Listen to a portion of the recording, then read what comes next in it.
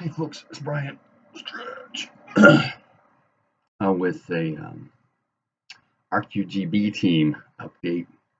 I got to play last night. Well, I don't know if should use the word ought or got to. I played last night with my son and his friends, and I've been running them through some convention scenarios. So I have not been doing much preparation for these games, and I really should have. Remember from last time, we're doing Darkness at Runegate, and they were at the Chaos spot out in the woods north of Runegate, and they had just entered in following.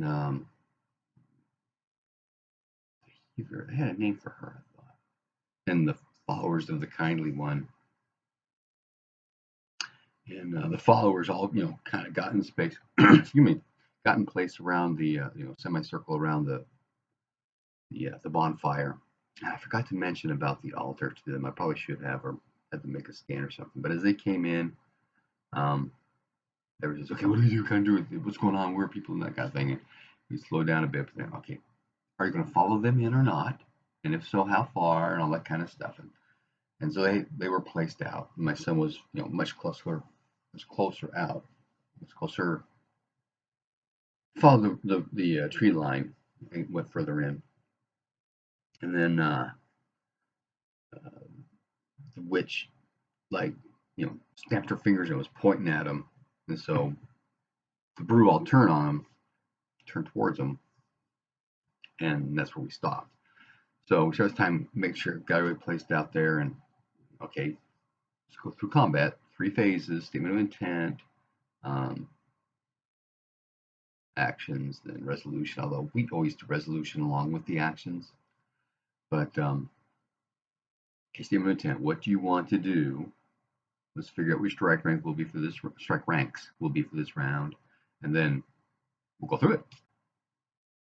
And so we start. Okay, what do you want? Well, what do I see? Okay, they're all turning on you, so you know there's something's going on. It takes 5 strike ranks to ready a weapon. Now, I suppose we should do 5 strike ranks to ready a spell. Thinking about it, because you guys your focus out and that kind of thing, and which got me thinking about, well, what if you're doing the same spell? Usually those are attack type spells. Like I want to do disruption. 5 strike ranks to get my focus, whatever it is, out. 2 on my dex strike rank, 1 on the spell. That's strike rank 8. 2 on my dex, 1 on my spell. That's 11. Now the rules do say you can only throw 1 combat spell around, similar to being able to attack once per round. And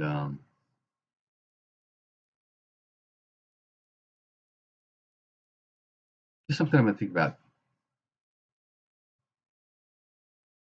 because we were also talking. I was also talking with my son last night, because his character stats were really, really high, and so his dex strike rank is like 1. So he's thinking, if can't he attack more than once a round, kind of deal,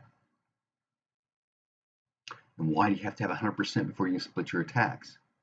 And I actually have to wonder myself about that. Why do you just wait till you can do 100% before you can split your attacks? I mean, people attack with less than 50% all the time. Not sure. So that's something floating around the back of my head again, as well as some other things. So anyway, we figure out strike ranks. The hunter gets his sling ready. The shaman gets his disruption ready, and my son pulls his sword and starts casting. First he casts protection, and then he's going to cast strength, and then he's going to cast blade sharp. And essentially he's got to do each of those in a different round. But most of the brew have buffing spells as well, so that's what they're doing too. Especially the female one with the 2 swords. She's got to cast blade sharp twice. So the first round she pulls her swords and has blade sharp on one of them. Next round she has blade sharp on the other and moves forward.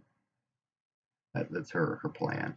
There's a couple of brew on the backside, the cannon fodder types, and One of them's got mobility, so he tries to cast mobility, wasn't successful, and then he moves forward. The other one just moved forward. So you got 2 brew coming towards 2 really weak guys because for some reason we didn't go through last season getting money buying armor.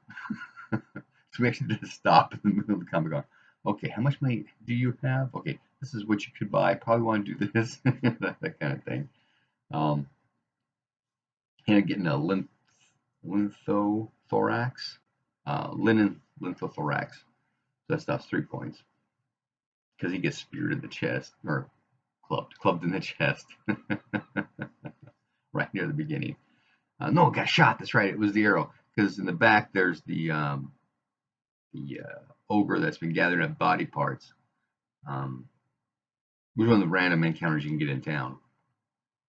He's in the wagon on the far side because he had brought some bodies in, had stacked them in the altar. And so he stands up, he grabs his bow, stands up, and he's going to fire. He casts multi-missile, but he's really not that good with weapons either. It just happened that he hit on the first one. The other 2, because he fired magic missile 2, or multi-missile 2, and the other 2 completely missed. But he got hit once in the chest. Okay, how much damage can you take? And it brought his strength down to 1, or strength, his hit points in his chest down to 1. So okay, I'm going. I can't do any of this. And the poor shaman going, I can't take any damage either. So their second round is, well, he does his disruption. Was it befuddle? I don't know. But I had the witch do befuddle, and that didn't really make any sense now I thought about it, because the second round I was going to say, why am I doing this? Because you cast befuddle, and yeah, you don't know who your enemies are, but whoever hits you is an enemy. And of course, they're all attacking, so you know these are the bad guys. So it did do a little confusion with my son and his group, but he ended up with 3 on him.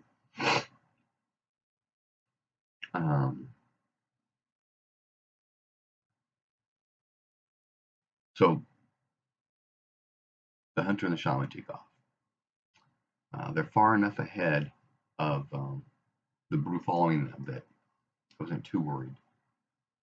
I think they're at the 2 lengths thing, right? If we do the chasing, which I tried working on again last night, still don't have a feel for it. Anyway, so they're trying to figure out, okay, can I sling at these guys while I'm running? Well, it takes 8 strike ranks of movement to do full movement. Now, somewhere in the book, and I've heard this everywhere, I've heard this elsewhere, that you can only move half your movement and still attack. Then why have it count strike ranks? So 8 strike ranks, that leaves you 4. If you can fire off in 4 strike ranks, then you run, turn, because you're swinging as you run and you turn and fire. Keep running, turn, and fire. So I let them do that because this thing goes off in 4 or 3. I think it's 3. And the shaman's doing disruption as he's running because that takes 4. So let them do that. Meanwhile, my son, the brew with the 2-handed spear, blade sharp 2 on, comes running up and attacks him.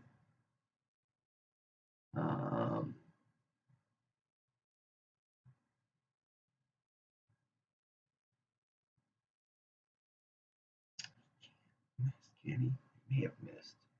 He had to have missed because he didn't do any damage. But sended like a critical parry. So he really whacked that spear. And there are some rules in the book somewhere about when you're parrying with long pole type weapons that parrying with them, they don't do damage. That's what it was.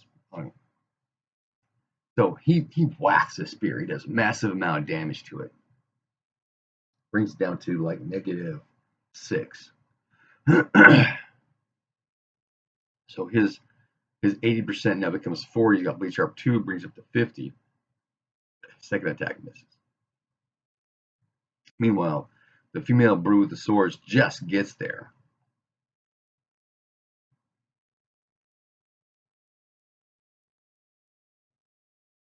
Yeah, she didn't get a chance to attack. And the other brew had shifted to his side hex. And I use a lot of fancy trip rules. Excuse me, my goodness. And in RQG, when they're down, or I don't know if it says free or not, but when they're down, you get a plus 40. In Fantasy Trip, when they're down, you get a plus 4.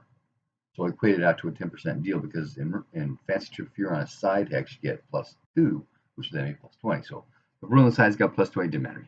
He rolled like an odd 1. Did a crit to his back, max damage, no armor protection. He's got 5 hit points in his abdomen, and the brew did 18 points of damage. Smack! Broke his spine. The superhero collapses. My son was so bummed. He just got shut down. We talked about it afterwards and stuff because one of the friends, he really likes Runequest. He liked it more than D&D, thank goodness. So he'd like to continue to do this. My son's going, play the super guy. I'll never play anything like him again.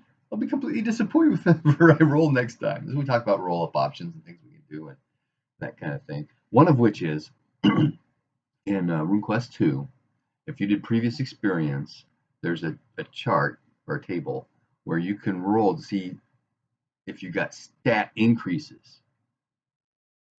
Now in RQG, your characters, they say 18.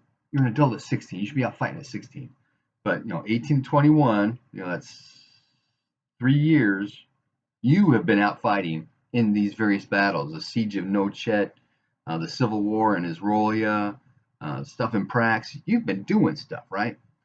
And since you got 3 rune points but have not reduced your power, it's assumed that you've made 3 power gain rolls, but nothing about your other stats. So that's something I'm going to be incorporating: stat increase rolls for the other stats. But anyway, so my son drops down. RuneQuest combat can be very deadly and quick. It just so happens that most of the bad guys don't have healing spells, and so they turn and run. Anyway, so kind of leave them to the side and we go down with, okay, we're doing a chase season. We'll pull the chase rules out and start making stuff. And the hunter's fast. He's got like an 18 dex, so he's taken off. The brew missed a couple of times, succeeded a couple of times. The shaman succeeded once and then missed, and so the brew got next to him, and so he turned to fight. So we did a little skirmish with them. Brew's got his club and his shield. Shaman's got his disruption and his shield. And he does damage a couple times with the brew.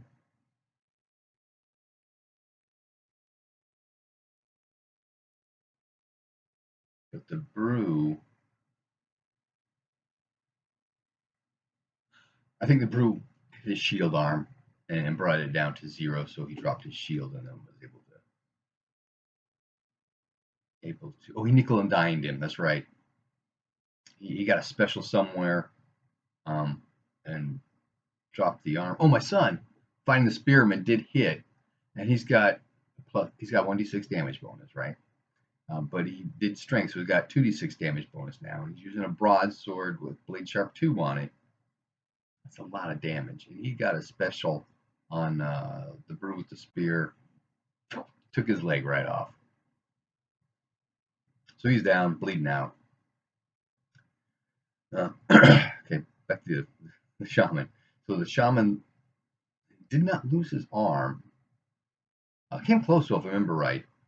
So we were kind of talking about, well, it would not be amputated because of the club, but it would be mangled. That's the other word we use, mangled, right? Beyond repair kind of thing. So anyway, so his arm takes a bunch of damage. He drops his shield, gets hit in the arm again. Those go to just general hit points. He goes down. He went to -1 or 2. And the hunter keeps running. So the hunter gets to town. He waits. Well,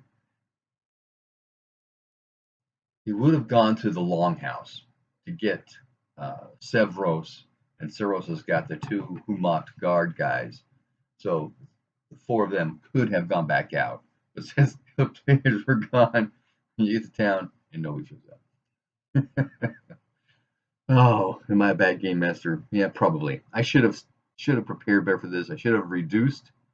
I should have taken the second ogre out completely. He did not need to be there. I probably should have gotten rid of the female brew, although she didn't have an effect here at all. But with her 6-point skin, and if she needs to, she can cast protection 3. She's got those 2 swords with blade sharp on them. She's a whirling dervish. So that's a very dangerous thing to come across. And then you need to have the spear guy because he's specifically like her number 1 guy. That probably should have dropped out 2. Now thinking about it, should have dropped out 2 of the cannon fodder brew because there's just these 3 guys. Because as it is, because I played this scenario a number of times, but somehow keep missing all the other magic crap she has. I mean, I know she's got a lot of magic points, but I've got in my head that she doesn't want to die, and generally, if players attack at her, turn and run kind of thing. But she's got a +2 power magic crystal, so her power, which is 19, counts as 21. Although they may have included, so she's already 17 up to 19. That would change a couple of things because when they're doing power versus power rolls, they had like a 30% chance. The good ones had like a 30% chance of successfully casting on it. And then she's got her chaotic features of the claws and stuff. Then she got a power storage crystal, which is normally emptied. Why? But since they gave her magic points, she put it in there. There was something else I forgot about. But then she's got her spells of strength and claws 6. Oh, fetch! I forgot she had a fetch. Or I never realized she had a fetch, even though in the power magic points where it says her plus fetch, 37 magic points, right? The fetch has got spells too. Heal 6, counter magic 5, and something else. So her by herself possibly could take all 3 from out. As I was, analyzing what happened last night. Oh, well, we'll see what happens next session. Happy gaming.